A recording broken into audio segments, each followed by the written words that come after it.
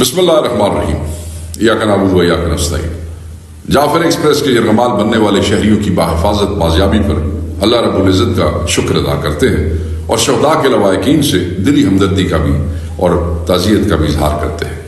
Operation میں حصہ لینے والے سیکورٹی فورسز کے جوان خصوصاً پاک فوج کے جوانوں کا بھی شکریہ ادا کرتے ہیں اور ان جوانوں کو خراج تحسین پیش کرتے ہیں جنہوں نے اپنی جانیں پیش کی اور اپنی مہارت جو ہے پیشہ ورانہ مہارت کا مظاہرہ کیا۔ ہم ان سب کا شکریہ ادا کرتے ہیں۔ حکومتی وزراء اور ان شخصیات خصوصاً وزیر اطلاعات کی جانب سے قومی اہمیت کے اس واقعے کو اپنی گھٹیا الزام تراشی، منفی پروپیگنڈے اور نفرت انگیز بیانیے کا ایندھن بنا کر مایوس کن کوششوں کی شدید مذمت کرتے ہیں۔ وی کنڈیم دس، جو انہوں نے کہا، اور سرکاری اور ریاستی وسائل بروئے کار لا کے اس کو ہوا دینے پر ہم انہیں ہیٹ سپیچ پہ ان کی کڑی باز پرس کا مطالبہ کرتے ہیں۔ دہشت گردی کا یہ لرزہ خیز واقعہ اس بڑے چیلنج کی جانب اشارہ کرتا ہے جو بحیثیت ریاست اور قوم ہمیں درپیش ہے۔ دہشت گردی کے خلاف گزشتہ کم و بیش 3 دہائیوں سے جاری کوششوں میں اگر کسی چیز کو بنیادی ہتھیار کی حیثیت حاصل ہے نا تو وہ قومی یکجہتی اور فتنہ انگیزی کے خلاف قومی سطح کا اتحاد و اتفاق ہے۔ ریکارڈ گواہ ہے کہ جب قوم نے متحد ہو کر دہشت گردوں کو للکارا ہے، جب بھی اسے اللہ نے کامیابیوں سے نوازا ہے، مگر بدقسمتی ہے آج ایسے لوگ اقتدار پر قابض ہیں جو انتشار اور عدم استحکام کو اپنے اقتدار اور سیاست کی بقا کی ضمانت سمجھتے ہیں۔ وہ تقسیم کو ہوا دے کر اور نفرت میں شدت پیدا کر کے پاکستان، اس کے اداروں اور وسائل کو دہشت گردوں کے مقابلے میں کمزور یا غیر مؤثر رکھنا چاہتے ہیں۔ وہ اقتدار میں بیٹھ کر ہماری ترجیحات میں سنگین نوعیت کے بگاڑ کے بھی ذمہ دار ہیں۔ بولان سے خیبر تک جو دہشت گردی آج ایک افریت بن کر پاکستان، اس کی سول و عسکری مشینری اور دفاع و سلامتی کے اداروں کے لیے نہایت سنگین چیلنجز پیدا کر رہی ہے، وہ 3 برس قبل تک یکسر ناپید ہو چکی تھی اور بے پناہ انسانی، مالی، نفسیاتی اور سماجی قربانیوں کے بعد قوم امن کے ثمرات سمیٹنے میں مصروف تھی، مگر اس احمق حکمران ٹولے اور اس کے اشاروں پر ناشتے خود غرض حریص اور ابن الوقت گروہوں نے اپنے نہایت گھٹیا اور حقیر انفرادی عزائم کی تکمیل کے لیے قوم کی برسوں کی محنت اور بیش قیمت قربانیوں پر، سیکریفائسز پر پانی پھیرنے کی مجرمانہ کوشش کی۔ انہوں نے بگا دیے جانے والے دہشت گردوں کو قوم کی مرضی، منشا اور مفاد کے برعکس لا کر پاکستان میں آباد کرنے کی کوشش نہیں کی، بلکہ جمہوریت اور عوامی مینڈیٹ پر شب خون مار کر دہشت گردی کے سامنے کھڑی قومی یکجہتی اور داخلی سلامتی کی مضبوط ترین فصیلوں کو گرا دیا، اس سلسلوں میں جھونک دیا۔ یہ محض اتفاق نہیں ہے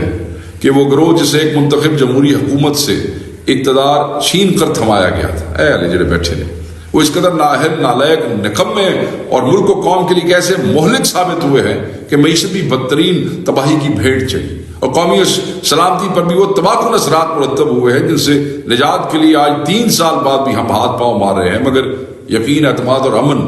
جو کسی بھی قوم کے لیے زندگی کی بنیادی لوازمات کی حیثیت رکھتے ہیں، ہم سے چھن چکے ہیں۔ ایک جانب ہم IMF کے قدموں میں جھک کر مہربانی اور خیرات کی بھیک مانگنے پر مجبور ہے، جبکہ دوسری جانب دہشت گرد ہمارے وجود کو لہو لہان کرنے کا حوصلہ اور ہمت پھر سے جمع کیے بیٹھے۔ ان دہشت گردوں کو یہ ہمت اور حوصلہ اصل میں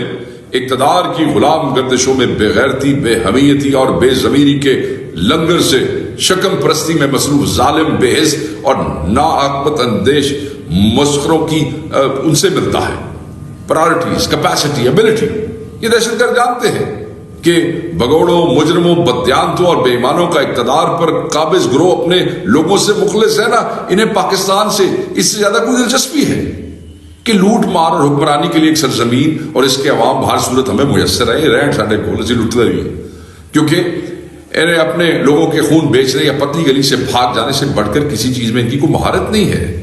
البتہ ان کے لیے اصل میں اگر کوئی خطرہ ہے تو وہ ایک پیشہ ورانہ فوج اور اس کی پشت پر کھڑی ایک متحد یکسو قوم ہے۔ یہ کمبینیشن ہے، اس لیے اپنے مضموم ایجنڈے پر پیش کرنی ہی مشکل ترین نہیں، بلکہ ان کے وجود کو بنیادی خطرہ ہے۔ صرف انہیں ہی نہیں بلکہ ان تمام قوتوں کو بھی جو پاکستان کی سرحدوں سے باہر بیٹھ کر یہاں تقسیم و انتشار کی آندھیاں چلانا اور پاکستان کے خلاف اپنے مکروہ منصوبوں کی تکمیل چاہتے ہیں۔ چنانچہ وقت ہم سے ہوشمندی، سنجیدگی، پرائرٹیز، ترجیحات کی تنظیم نو کا متقاضی ہے.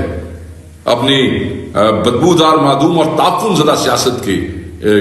گلے سڑے لاشیں کندھوں پر اٹھا کر مقتدر کو مطلق تابعداری اور باکمال سروس کا چورن بیچنے والے اپنی تمام تر صلاحیتیں کھپا کر اڑی چوٹی کا زور لگا کر چند اہل طاقت کی اناؤں کی تسکین کا کچھ سامان تو کر سکتے ہیں، مگر پاکستان اور اس کی 24 کروڑ عوام کے لیے ان کا وجود نحوست و وبال کے سوا کچھ نہیں ہے. ان کی اقتدار میں موجودگی کو عوام اپنی توہین سمجھتے ہیں. ان کے دم سے آج پاکستان جمہوریت، دستور، قانون، اقتدار، اتحاد اور یکسوئی سے محروم ہو کر بحرانوں کی بھول بھلیوں میں بھٹک رہا ہے. ریاست کا وجود عوام سے ہے اور اسے قوت اور حرارت بھی عوام کے دست و بازو سے ہی میسر آئے گی. بھائی وقت آ گیا ہے کہ فیصلہ ساز اپنی حکمت عملی پر سنجیدگی سے نظر ثانی کرے اور ملک و قوم کے مفاد کی اہمیت و حساسیت کے پیش نظر عوام کی مرضی اور بنا کر جبر اور طاقت کی جگہ جو ہے وہ ریفرنس پوائنٹ کو منشا آئین، قانون اور جمہوریت کو ان کی اصل حالت میں بحال کر کے پاکستان کو بلاؤں سے تحفظ اور بحرانوں سے نکال کر بقا اور استحکام کے مطلوبہ منزل کی جانب اس کو ہم رواں دوا کریں. اللہ پاک ہمیں شہداء کی قربانیوں کی لاج رکھنے اور اپنی ذات سے بالا تر ہو کر ملک و ملت کے مفادات کی آبیاری کے لیے سود مند فیصلوں کی توفیق عنایت کریں. یہ جو کچھ ہوا ہے، جو ہم نے دیکھا ہے اس ٹرین کے اس واقعے میں، ہم سمجھتے ہیں کہ وزیر اعظم پاکستان کو، یہاں آپ کے وزیر داخلہ کو اور خصوصاً جو بلوچستان کا وزیر اعلیٰ ہے، رونے دھونے کی بجائے اپنی ناکامی پہ وہ جو حفاظت ان کے ذمہ تھی جو وہ نہ کر سکے، انہیں استعفیٰ دینا چاہیے. Thank you very much.